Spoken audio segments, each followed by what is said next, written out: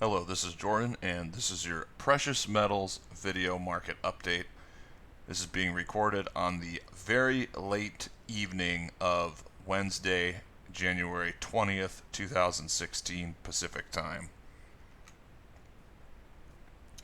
And starting off with respect to gold, the most interesting development in recent weeks is the breakout or the break of gold's downtrend relative to stocks. So here we're looking at three different ratios. Gold against the NYSE, because that's a broad US market ratio. Then we have gold against the world, excluding the USA, and gold against emerging markets.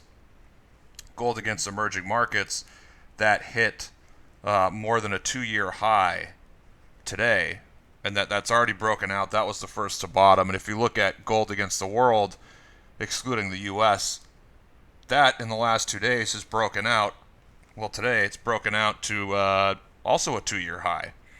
And if you look at gold against the NYSE, it's not quite there yet. It's at an 11-month high because it hasn't exceeded the January 15 high, but it's very, very close to it. So we've talked about this negative correlation between gold and stocks, and how there's many points in history. You can go to 97 to 2003, and then a couple times in the 70s. There's many points in history where this relationship stays in place for 5, 6, 7 years, but it flips. So in other words, we could be seeing the flip, or in my opinion, we have seen the flip now, where gold is no longer trending down against stocks. Now gold has started to trend up relative to stocks. And this kind of strength, this is something that often precedes a new bull market in gold. So we've been talking about this the last year, 18 months, that this is something that has to happen probably before gold goes into a bull market. So we're seeing it happen now. Although, just one caveat, over the next month or two, I expect these ratios to come back and come down. The stock market is very oversold. It may have hit an interim low today, and it could rally for a couple months, and gold could soften for a couple months. So keep that in mind. But in the bigger picture, this has definitely turned in favor of gold. And another thing we love watching is gold against foreign currencies. And this is really interesting because today that ratio closed above the 400-day moving average. And the question that I'm asking myself, as far as the next couple months, are we going to see, you can see gold against UDN, it closed at about 51.5. Are we going to see this thing pop up to 54, 55, 56 maybe? Or is it going to kind of, this rebound we had, is that going to fizzle out? I really don't know. I don't have a strong opinion on that right now, but it's something to keep in mind. It's reclaimed the 400-day moving average.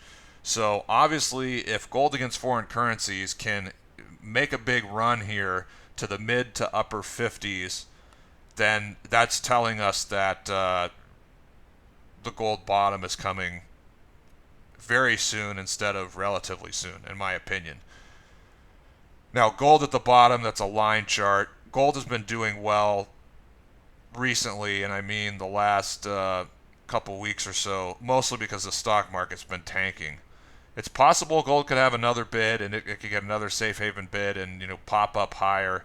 But given the way that we see mining stocks acting, they're screaming that we're going to see lower metals prices, most likely in the days and weeks to come. So gold, it's showing a lot of relative strength here, but gold in nominal US dollar terms, not really excited about it right now. I think at some point over the next couple weeks, it's at risk of turning down and retesting that low and probably breaking it. And I want to talk about silver more in depth because I haven't in recent videos. And what we see here is silver has recently been in a range from 1440 with support around 1380. It did dip to 1360 over a couple days, but you can see dating back over the last 6 months or so that 1440 has been really strong resistance. I do not expect silver to break that resistance. If silver breaks above that resistance, I think it's going to be a fake out. And that's happened a lot of times, I've noticed in the last 2 years, where I've looked at a chart of silver and I've thought, well, this is starting to look more bullish, this is looking better, and then it just completely goes the other way.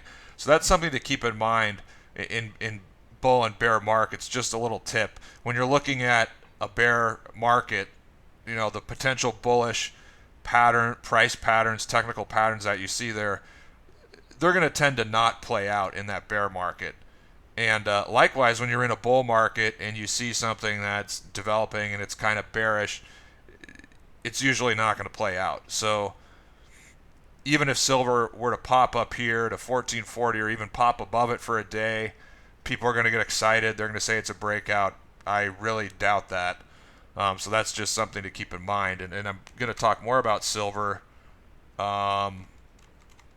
Oops, I have my charts mixed up. But yeah, let me go to silver, which is in slide 6.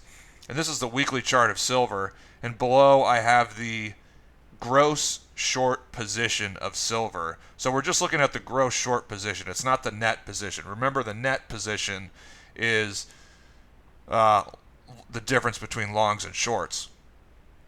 And so the net position for silver right now, I believe, is 18% or so. That's as of last Tuesday. And that's about 57% longs, 39% shorts, as you see here. And I've been surprised that silver hasn't fallen apart yet, at least over the last week or two. I mean, considering that the mining stocks have been just acting really poorly, and the silver stocks are acting like silver's going to go to 10 or maybe even single digits. And so one reason why I think silver is held up is, you can see here I'm marking the points when the interim peaks in silver, and that has tended to coincide with low gross short positions. And so essentially, we're in this bear market in gold and silver, and there's really not a lot of buying. I mean, when gold and silver, well, let me just stick with silver. When silver has been rallying, we can see that it's basically the unwinding of short positions. And so where we are, but this is as of last Tuesday, the short positions, again, I'm not talking about the whole net of the COT, just the short aspect. The short positions are relatively high at 39%. Now, this is dated by about 6 or 7 days or so. So what I'm looking for is, I think, possibly when we get a report next week, that'll be through next Tuesday. And so that amounts to only 4 more days of trading, and then we're going to have 2 more weeks worth of data.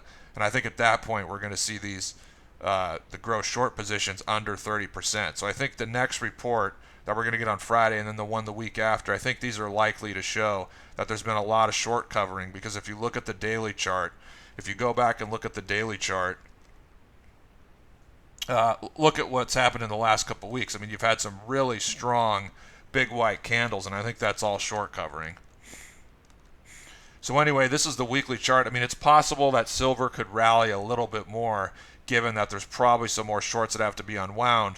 But the main thing with silver is that once these shorts unwind, I mean, the long position of 57%, that is still really high. There's way too many gross longs in silver. So once we see these shorts unwind in silver, I mean, you could see a real sharp move down.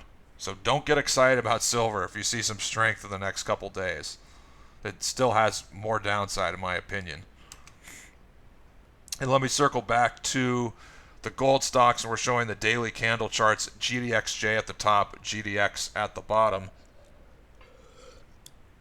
And the miners today formed a bullish hammer, bullish reversal candle, and that was after basically breaking down. I don't think this is a fake out move. Clearly, I mean, you can look at what's happened over the last 1, 2, 3, 4, 8 or 9 days. I mean, these markets have broken down, but they are very oversold in the very short term.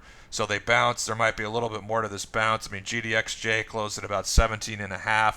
I mean, it could go up to 18, maybe a little bit above 18. GDX closed at 1285. That could rally into the low 13s, maybe a little bit higher. But I wouldn't get excited about the miners. I mean, this, if you're looking at a weekly or a monthly chart, I mean, there's a clear technical breakdown here.